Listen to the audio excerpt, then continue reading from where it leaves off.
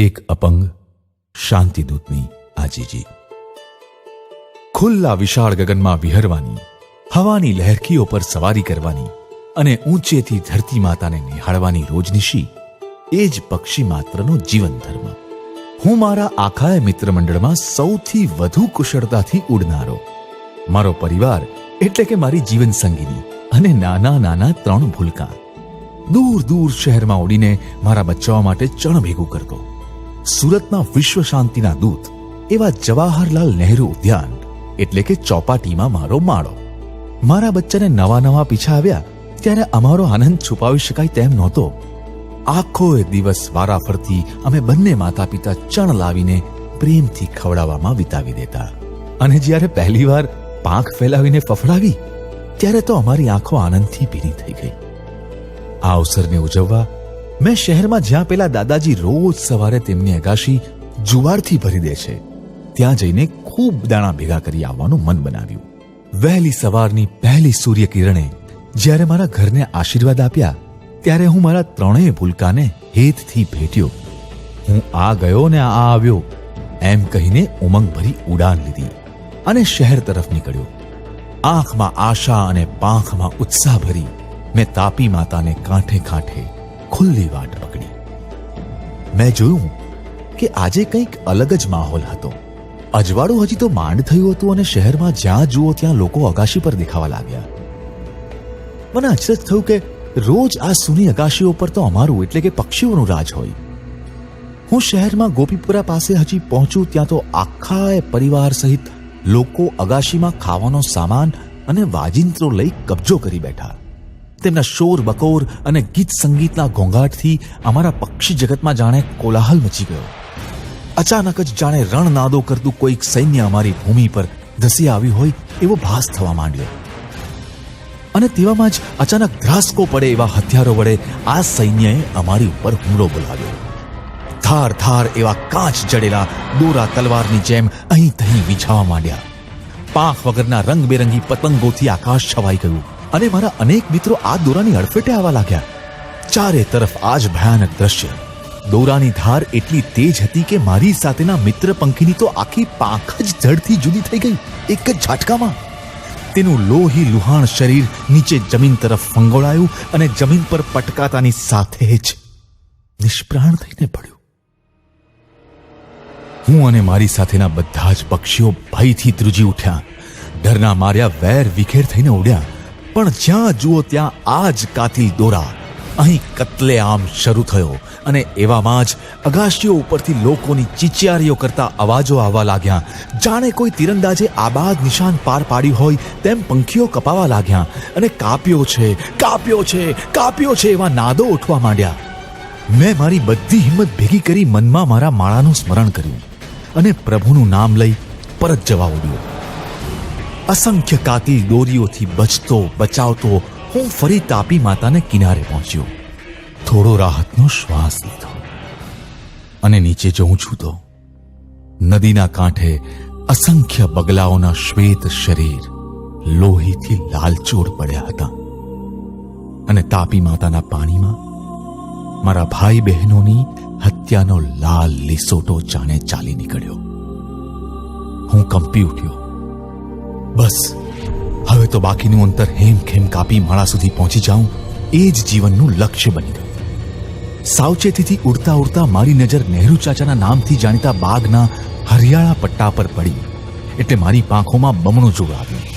મેં મારા માળા તરફ વળાંક લીધો અને પેલા ગુલમોહર ને નીલગિરીના વૃક્ષોની વચ્ચે થઈ મારા માળા તરફ વધ્યો. ત્યાં જ મારા પગમાં કંઈક ફેરવાયું અને મને જબરજસ્ત આંચકો લાગ્યો. જોયું તો એક સોનેરી રંગનો ચમકતો દોરો. ગભરાઈને વધુ જોરથી પાંખો વીંચી કે દોરાને તોડીને ઉડી જાઉં ત્યાં તો દોરો મારા પગને જકડી વળ્યો. મારું આખું શરીર ઊંધું થઈને દોરા વડે નીલગિરીના વૃક્ષની એક ટોચની ડાળ સાથે જઈને પછડાયો. દોરો કાઢવાની કોશિશમાં દોરો પાંખમાં ફેરવાયો. બધું જ જોર લગાવી મેં દોરો ખેંચ્યો ત્યાં દોરો જાણે લાંબો થતો હોય તેમ વધ્યો અને ફરી મારી પાંખને વૃક્ષ તરફ ખેંચી ગયો અને ખચ્ચ કરીને મારા ખભામાં ચીરો કરી ઊંડે ઉતરી ગયો. મારા જ લોહીની પિચકારીથી મારું શરીર તર થઈ ગયું. મારું મારું જોર ખૂટ્યું અને સામેની જ અભરાઈએ આવેલા મારા માળાથી માત્ર થોડી જ ફલાંગો દૂર નીલગિરીના વૃક્ષની ટોચ પર હું ઊંધે માથે લોહી નીગળતી હાલતમાં નિસ્સહાય થઈને લટકી પડ્યો. મારી આંખોમાંથી તેજ ઓછું થવા લાગ્યું અને હું બેહોશ થઈ ગયો.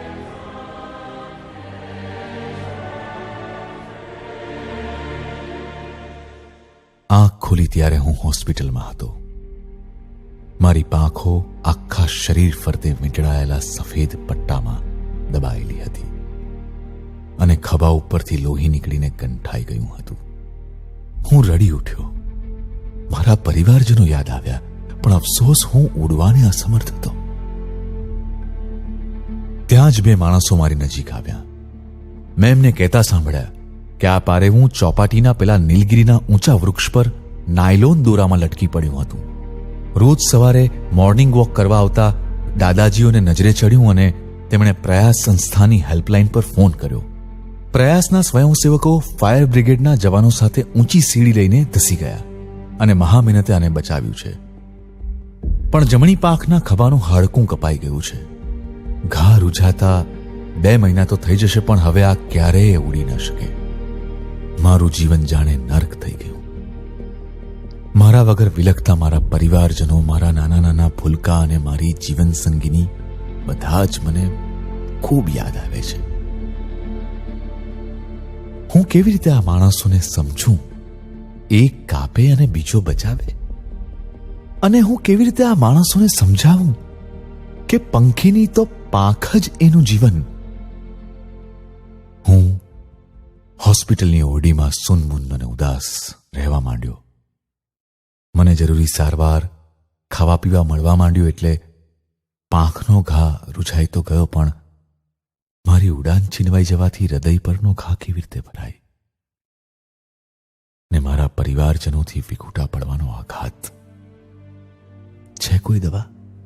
પ્રયાસના સ્વયંસેવકોને ફરીથી આ પંખીઓના કતલના દિવસ ઉત્તરાયણમાં હજારો પંખીઓને બચાવવાની તડામાર તૈયારી કરતા જોઈ મનમાંથી એક આજીજી ઉઠે છે. જો ફરી ચોપાટીમાંથી કોઈ કોલ આવે તો જરા પેલા નીલગિરીના વૃક્ષની સામેની મકાનની અભરાઈ પર નજર કરશો. મારી જીવન સંગીની અને મારા નાના નાના ભૂલકા.